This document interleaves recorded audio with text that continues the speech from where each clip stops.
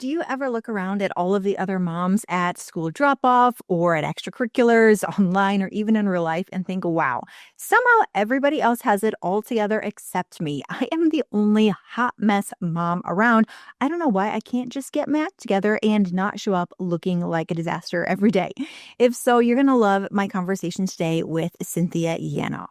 Cynthia's new book is called How'd I Miss That? And it is a hilarious read full of real life stories of things that she's done that made her feel like a hot mess mom, just to let you know that it's not just you going through this. We are all in this together and we all have crazy days or crazy lives. We just don't always share them online, but we are sharing them today in this conversation. She has an amazing story that just had me just laughing. And I know that you're going to love it too. So whether you are just in need of a good laugh today or a little bit of encouragement to know that, hey, it's not just you. We all are making this up as we go along. We're all doing our best. You're going to love today's conversation.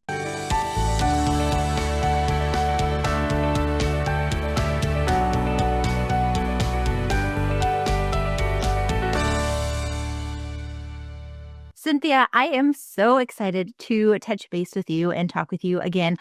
We have known each other in person for a while now. So it's always really fun when I get to talk to people that I actually know. But for people who don't know you yet, can you just give us a real quick, brief rundown on who you are, what you do, and especially your latest book, How'd I Miss That? Oh, Brittany Ann, it's so good to see you. And yes, we got to meet at a publishing conference a long time ago. We have the same publisher we did at the time, and that was super fun. And you champion people well. So first of all, thank you for having me, Brittany Ann.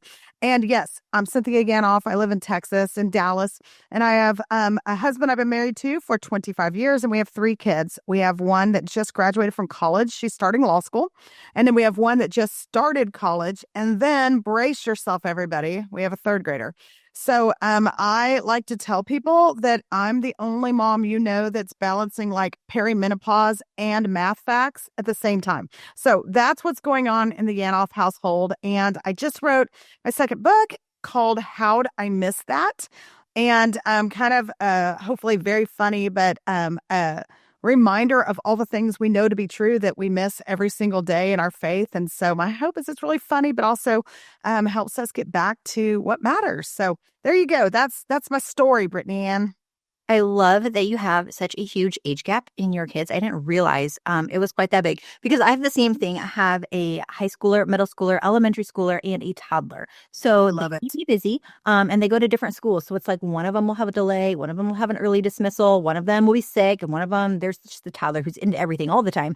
And I'm just like, I don't know how this all works, but somehow it does. So Yeah. that's part of why I love your book. So honest confession, I tend to be more of a how-to reader. Like that's what I write, that's what I read. Like tell me, like Mhm. I want to know, like break it down for me, tell me the steps. Like my brain thinks in bullet points, like do this, do that. Like here is what you do to get like this perfect, amazing life. But I actually do really love your book and I love you, which is why we're having this conversation because I love you. But your book is more like, hey, we're all a hot mess and that's okay. And we can still serve God in the midst of it. So yeah, as we were even getting to try to get this recording underway for everyone who's listening in today, it was just a hot mess. Like I told her right before I hit record, like I promise you are a professional and I am a professional and we have done this a billion times and it is just, today is not the day. But it is, we're going to make this work. Yes, So we are. Yes, we are. And to your point, I love that you said that about being a how-to. And I tend to kind of read how-to, but I write why-to because I feel like there's somebody else that can tell you all the how-tos on whether it's parenting or marriage, whatever. But I want to give you a why-to. Why does it still matter? And so anyway, I love that it's 2 different perspectives and we have 2 different brains and the Lord just uses it all. And so, yay. yeah, I love that. One big drawback of the how-to, which I love, so I'm not knocking it at all, like I'm firmly in that camp. But one of the big drawbacks of that is it can be really easy to look at people who are writing the kind of how-to thing or the influencers or like all the people on social media and be like, oh, well, obviously they have all the answers. They have it all figured out because they're here with all of their tips and tricks and do all the things, which I love tips and tricks, but here's all your tips and tricks and all the things. Then you'll have this perfect shiny lifestyle and it'll be really wonderful. And then you come in with this book that is like, hey, like here is really what is happening in real life. Here's what it really looks like behind the scenes. So I love that kind of like real relatable thing that you have going on in your book and in real life. Can you share just as an example, like maybe one of the stories from your book or an example, maybe from your book or from real life lately, where you're like, hey, this is just like what real life is behind the scenes right now. Yeah, absolutely. I'll share a story with you that's not in the book, or everyone. Mhm. So you're getting the real behind the scenes over here at the Yanof household.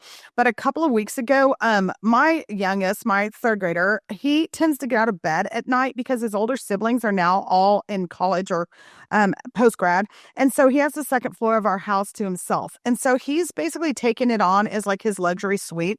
And I'm like, no, you go back and get in your bed and go to bed because you're grumpy and tired all the time.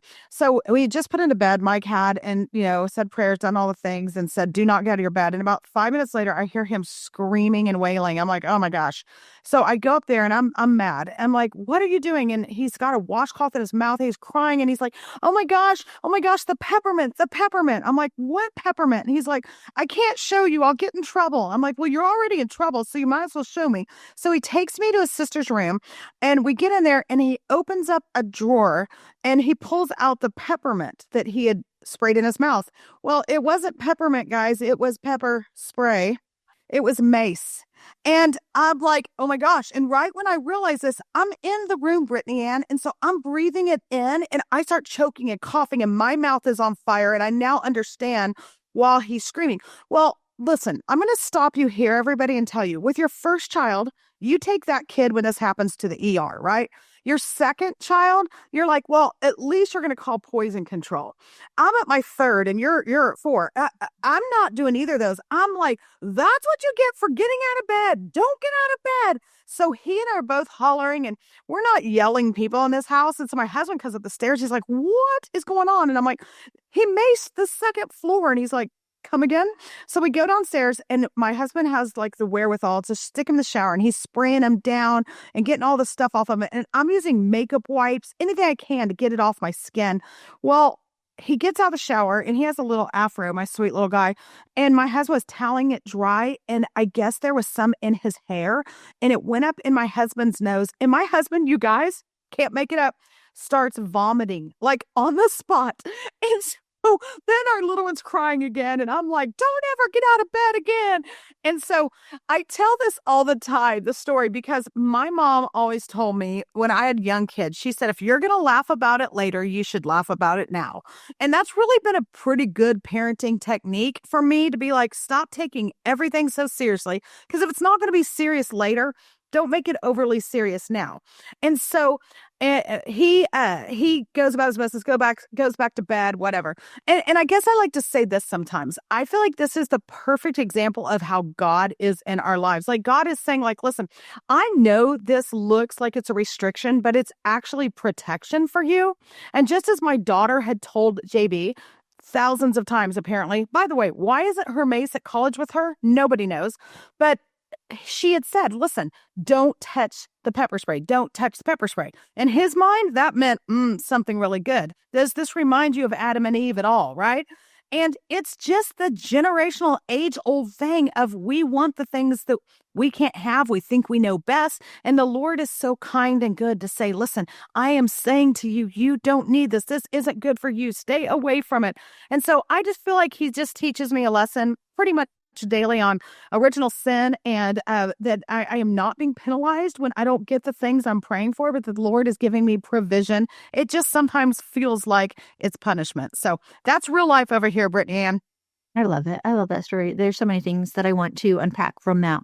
The first thing, though, that I want to ask is a really practical question. So if there's somebody who's listening, there's probably a wide variety of people who are listening. Some people are like, oh my goodness, that's like, that would never happen to me. That's terrible. Like, how would you survive in such chaos? And other people are like, oh, that's your story. Like, I have way worse stories. So just, we're giving grace to the fact that there are all kinds of people.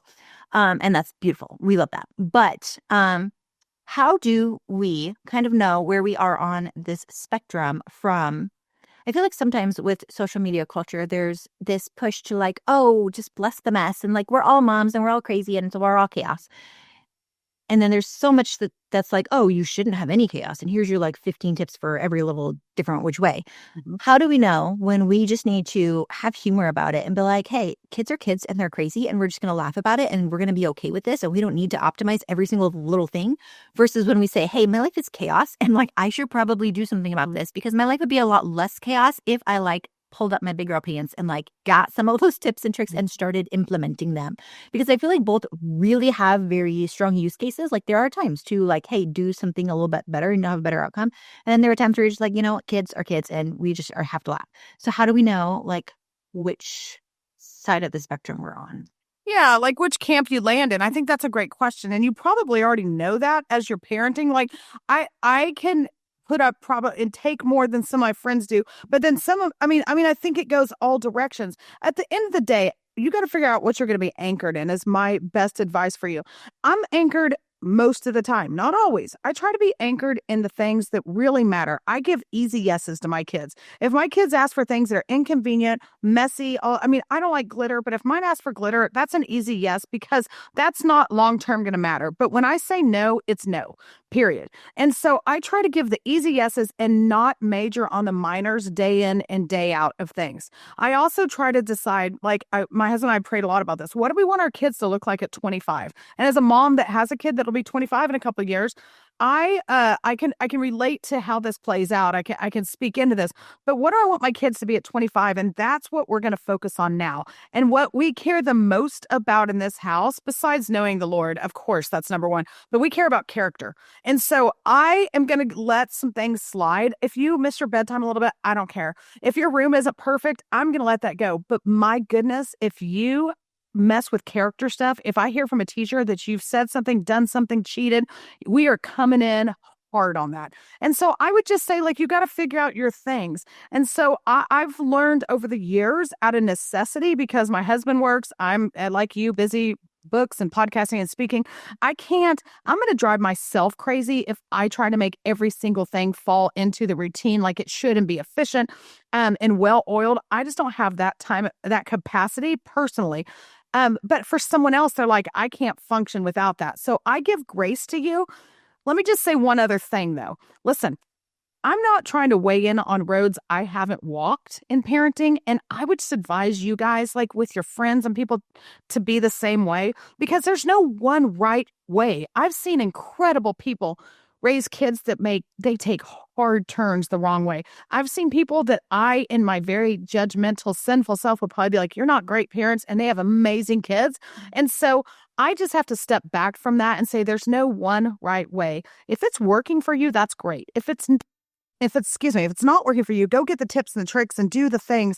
That's just kind of the philosophy, but I would have a long-term perspective. And if it's going to matter at 25, you got to be thinking today, what are we doing to work towards that? I love how you anchored it into like, hey, what really matters? I think that's a really important part that we overlook is like, okay, some things matter more to like every family has different values and cores and beliefs and all of that. And so really anchoring it into that and saying, okay, we're going to be strict on these things and not strict on these things, I think is fantastic advice. But I also love how you talked about how it's going to be different for every single person. And I think that is a piece that is very often overlooked. I mean, I feel like we give like some language to it, but like we don't actually incorporate that and believe it and like internalize it. Because like how you said, like some people need more structure and that would be me. Like I'm firmly in that. My house, I mean, this room is pretty trashed because there's a toddler in here constantly.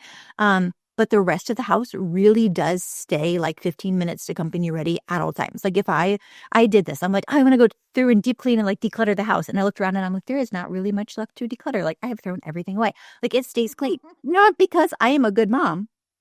I think I am a good mom, but not, I'm not tooting my own horn here. It's not because like I'm such a good mom. It's because like I cannot function in a house that is a disaster. Like I have 4 kids. I'm trying to work with them underfoot. I'm working multiple jobs and like trying to do all these things. I cannot function in a house. It's just noisy and it's overwhelming and it's stimulating and I can't do that. So if I go into someone else's house and their house is messier or more lived in, I'm not like, oh my goodness, you are such a bad mom. I'm like, no, I do this for me. It's not because I'm a good mom. It's my sanity. Like I need, like, this is where I live. This is where I spend all my time. I want it to be nice and calm and peaceful. So I think sometimes we can look at other moms and say like, oh my goodness, like she's baking everything from scratch. Well, maybe she has a kid with food allergies and like she has to do that. Or, oh my goodness, that mom is just so pretty and put together all the time. Well, maybe she's deeply insecure and she like can't leave the house without makeup on. Or maybe you're like, oh my goodness, she like her kids are so well behaved, or so, there's so many things though, like you pointed out. It could be a her thing behind the scenes that you're not even taking into account. And we're looking at other people and thinking like, oh my goodness, they have it all together and we don't know what's going on. When really like there could be a lot of things that we don't realize, and it's different for everybody. Amen. I'm with you on that 100%. No. Yeah. And that's why I loved your book also, because you kind of give language to that. Yeah. Things are going to be a hot mess sometimes, and that is okay. So I want to talk, though, I want to ask you about your experience with foster parenting, because I heard you talking about this, and you were talking, and I'll let you tell your story, but this is the part that I want to bring up, is I remember you were saying like, hey, my life is a mess. It is chaos. Like we have all the kids, and we felt like God is calling us to foster. So in your season that you were in, you were like, how in the world do we do this? This is crazy. This is madness. And God's like, yes. Whereas I right now am in the exact opposite situation where I'm just like, but I really want to. But like I was telling you before we started recording, like I am constantly like pestering my husband, the poor guy. I'm like, but our kids are so cute. We need like 20 more of them, but there's children. But like, and I, in my heart, I'm like, but kids are so cute. And I'm like too optimistic. And I'm like, it'd be wonderful. And it would work out perfectly. And it'd be sunshine and rainbows. And he's more realistic and like, no, like it is not that season. And, from God also, like a clear, we are not in that season. Hopefully someday. Now is not the time. So obviously step number one is to pray about it. What does God say about it? But also in addition to that, can you kind of talk about discerning if you're not sure what God is saying? How do you know if you're like, hey, this sounds like chaos, but we should do it because we're Christians and we should step out in faith and we should do things, versus when you truly are in a season where like this would not be wise? Yeah. I wish I could think of the verse off the top of my head, but basically it's the one that talks about like when you're trusting the Lord, he gives you, when you're following the Lord, he gives you the desires of your heart. I think it's in Psalms. But I do think that, like, to your point, what you're saying right now, if the desire of your heart is something that's biblical, like it's very clear. We're just using foster care as an example, but it could be a lot of things. It's very clear. We're to care for the orphans, right? I mean, that's biblical. And if that's a desire of your heart, then I think you're hearing from the Holy Spirit. Now, timing is obviously a thing. And in our life, we were not interested in foster care. To your point, we were very busy and had our 2 bio kids, and life was clipping along. My husband and I were both lawyers at the time. And I remember I was sitting in my office on the 45th floor of a law firm, and I just kept feeling this discontent. I'm like, what is going on? And I put my head back and I was like, Lord, if there's something else, will you make it clear to me? Like, help me know what that is. And if you grew up in church, you probably think of that like as holy discontent. That would be the words we would use back in the day. And after that prayer, over the next weeks, months, years, the Lord completely changed like my calling in life. Like he led me to a whole different road. Now, that's not everybody's. You don't have to leave everything to do what God calls you to do. But for me, I walked away from practicing law, which I didn't love anyway. And let's like be very clear on something. I wasn't very good at it. Now, knowing what I know, I'm like, I was not good at it anyway. But the Lord called me into something different. It started with foster care. And then I was running a Christian ministry. And then a book deal came along. And, like he was just pivoting me. And I think that's just it, is when you are praying and you're following what God has for you. And when you're willing to like palms open and say like, Lord, whatever it is, he makes it very evident. When he said, when he started speaking foster care in our lives, every single mailer we got, every single commercial on the radio, I'm like, what's going on? Like everything pointed to foster care. He also aligned my husband and I in it. At first, maybe not, but he aligned us in it eventually, where we both knew the timing was right. And so then we started it. And I will just say this also. It's not that we started it because we were like, we're ready. Like, I don't think you're ever ready for foster care. I would recommend it 10 out of 10. But I was like, I think that's for spiritual people, like people that like, I don't know, are missionaries or play in the handbell choir or something. Like, not us, Lord, really? And we started the process, and I was scared to death. And you've probably heard me say this before. I've written it probably in both books that I've written. But I went in scared of what it was going to do to our family, our bio kids. I was scared what it would do to us financially and spiritually and emotionally. On every level, I was scared. And I came out of foster care scared of who our family would be if we hadn't done it. Because we are changed people on the other side of doing the things God called us to do. And the same is for you, foster care, or whether that's giving more money than you're comfortable giving to that ministry, or volunteering here, or taking a casserole, or whatever your thing is. When you do the things God calls you to do, you are not the same on the other side of it. And for our family, we are changed because we stood over a crib and literally cried and begged God to do something merciful for a baby we barely knew, because we knew it was not going to end well for him if the Lord didn't show up. We went in CPS offices in parts of town we'd been avoiding. We entered our kids into stories I never wanted them to know about. They sat in the CPS offices, kids all around them with trash bags full of everything they owned. I mean, you're not the same on the other side. And so I say this too, one last thing. Fast forward all these years later, okay? My kids, my older two, my bios, one of them right now, she's on a gap year. Like I said before, she goes to law school. She works for a foster care agency and she recruits foster care families. Like, how good is the Lord that not only did they turn out okay, but missionally, she loves that. And our son, who we've prayed our whole lives for our kids, Lord, help them do hard things. He, well, one, is so close to his adopted brother now, who's so much younger than him, but also he wants to do military. Now, we're not a military family, but I love that the Lord has called both of our kids into doing something hard that's not something traditional with the people that we run with. And you're different on the other side of it. So let me just encourage you in that. The Lord will make it evident. He is not subtle in those things. You will not have it planned out. You will feel ill-equipped, and he will change your life in the best way when you follow his plans. Yeah, it's that second scenario that's really on my heart right now, is because I'm like, oh, yeah, I wanted to do all these things. And, I want my older kids to be a little bit older because, like they deserve, like a somewhat of a normal part of childhood. But then I also don't want them to like get all the way to adulthood and then like they've grown up and they haven't had all of these, like how you're saying it changed your family. I'm like, well, did I, obviously we've done smaller things. We volunteer at the food pantry and, go to church and, other things, which are all very important. And I don't want to minimize. Yes. But I'm like,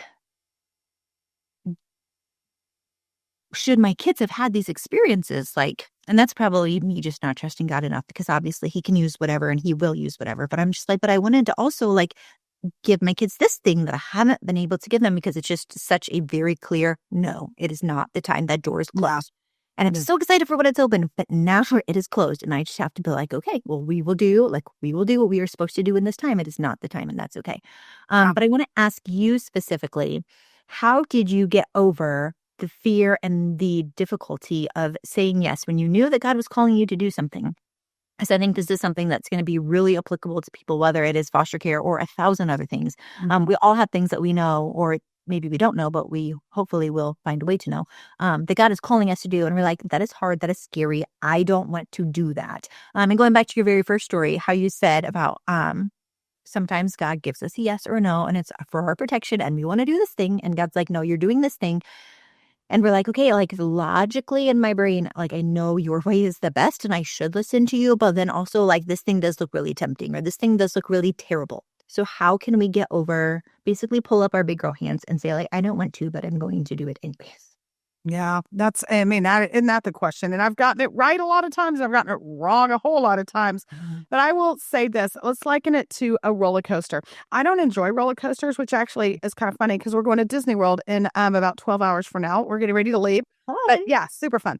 But I don't love roller coasters. I never had and have. And so growing up, I was the girl who would sit on the bench while all the friends went on the roller coaster. You know that girl. It was me.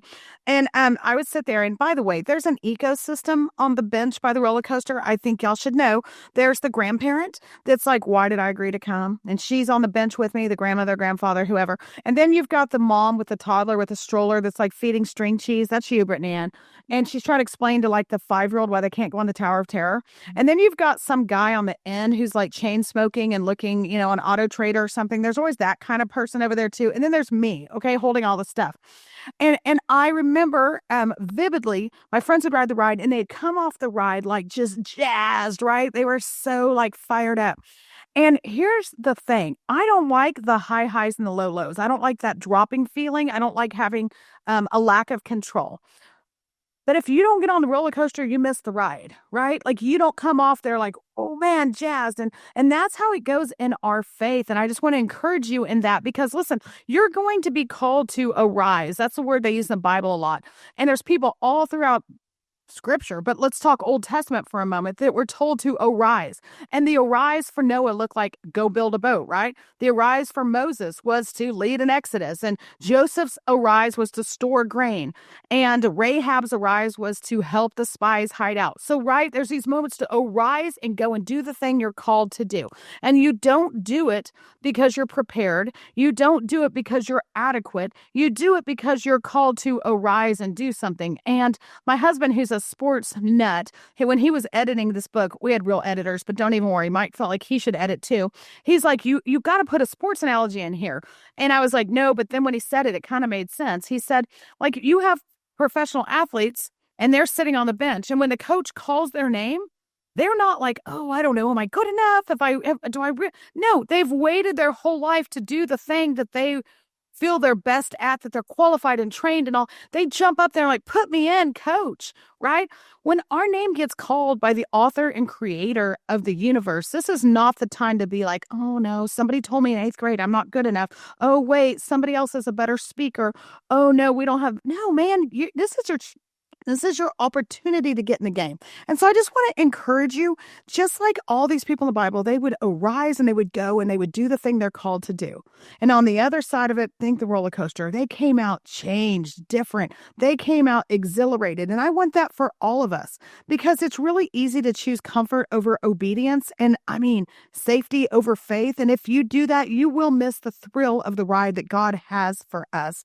And so I would just say, think of the roller coaster. Like, don't be willing to settle for spectating over participating in what God has, because from the beginning of time until the end of time, he could have put you anywhere, and he put you here now at this time for these purposes, for things he created for you to do before you took a breath. I don't want to miss it. I mean, really? And funny enough, that's the title of my book, How'd I Miss It? Because I feel like over and over and over, I've missed it on things that I'm like, man, looking back, like, why would I have missed that? And so if I can encourage you in that, take the ride, get on the roller coaster, accept the highs and the lows, the stomach drops, and don't look back on your life and write an entire book called How'd I Miss That? Like Cynthia Yanof. And I don't say that out of regret, but out of more humor. But yeah, the Lord has great things for you, and man, step into it. I love that. I love both of those analogies you just shared. And I'll share it super quickly, but it reminds me of when I took my oldest two on a roller coaster that like goes upside down, like just the, oh yes. And on a huge roller coaster, I'm like a medium. Like when they, like I'll take the kids on their like first big, but I don't want to go on the big.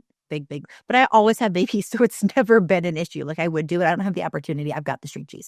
Anyways, yeah. So I like convinced them. I'm like, you're going to love it. I promise, like you'll love it. And they trusted me enough to like get on the thing. But then like as we are locked and loaded and like going up the thing and like click, click, click, these kids, like they were so scared. I was like sitting there like questioning every life choice I'd ever made as a mother.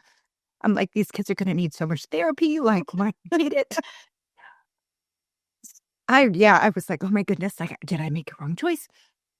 They did it. They got off of it. They loved it. And then they just went, oh, again and again and again. Sorry, I'm a crier. I can't. That's okay. I'm going to cry all the time and everything. But they loved it. And they went again and again and again. It's like, it was so terrifying for them to get on.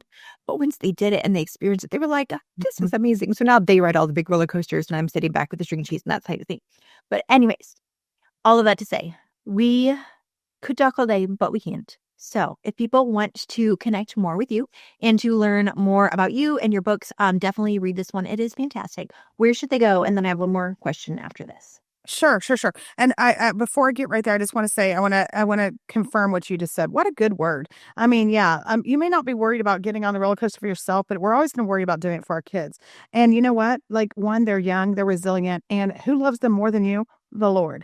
If he's calling you into it, he will protect them through it. I'm walking it. I've seen it. It wasn't from a lack of hard. I mean, it was hard, but your kids will be better on the other side of it. And you want kids that will take the ride. You don't want kids that are going to stand by and watch. You don't want them caught between the chain smoke and the string cheese, right?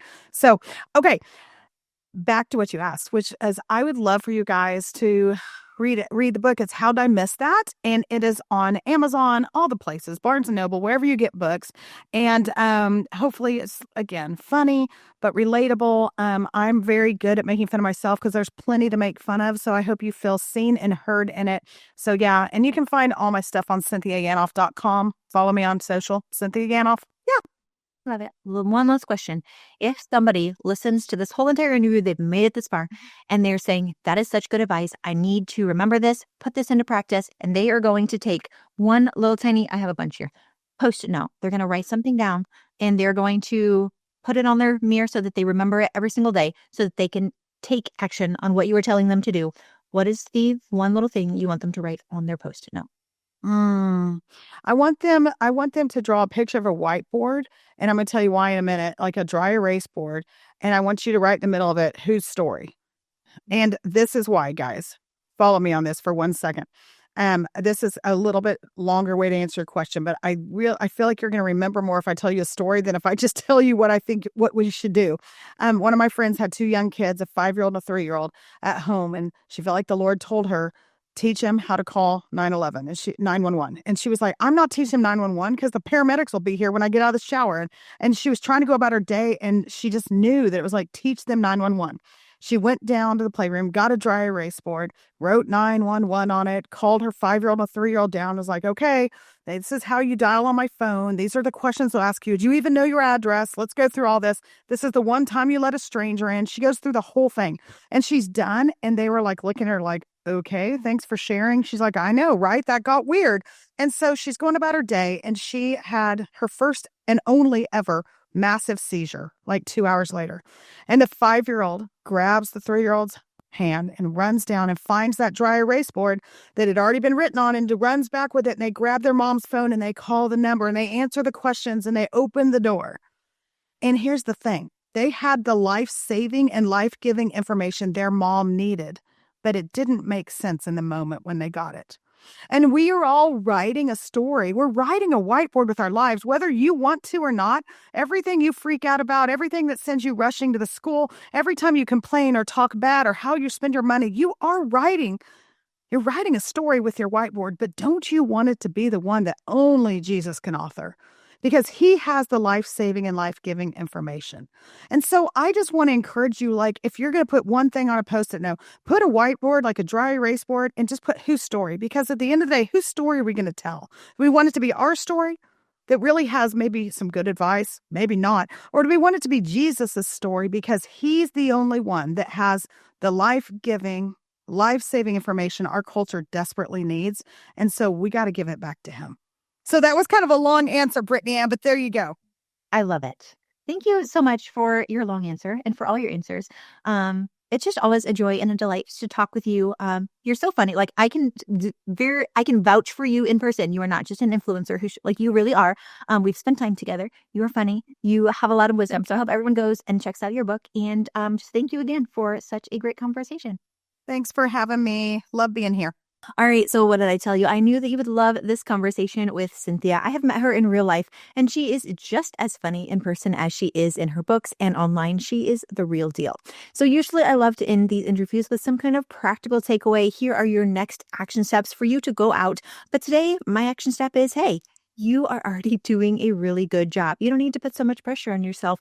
Your kids are going to turn out fine. You're going to turn out fine. We're all going to get through this with lots of funny stories along the way. So my only action step for you is go check out her book if you are in need of a good laugh and some encouragement, because I know it will encourage you today. And then go hug your kids and live your life because you are doing a great job, Mama. Yes, you have room for improvement. We all do. That's part of the process, but you're not going to get there overnight. You might as well enjoy it along the way and end up with some funny stories to tell, to share for all of these craziness that we are all going through today. So I hope this has encouraged you, and go have a great rest of your day. You're doing a great job.